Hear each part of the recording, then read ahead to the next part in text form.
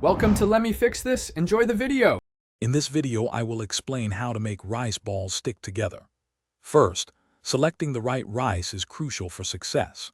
Opt for short grain or medium grain varieties, like Japanese sushi rice, as they contain more amylopectin, a starch that makes them naturally sticky. Before cooking, rinse your rice thoroughly under cold water until the water runs clear. This step removes excess surface starch, ensuring your rice is perfectly sticky without becoming mushy. Next, proper cooking is key.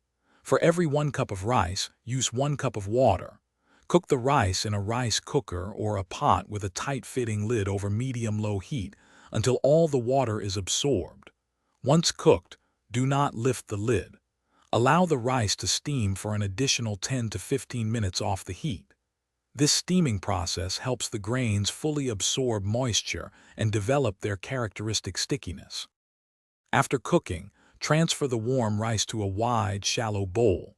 While it's still warm, gently fold in your seasoning, such as a mixture of rice vinegar, sugar, and salt.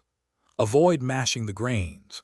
Then, fan the rice to cool it down to approximately body temperature.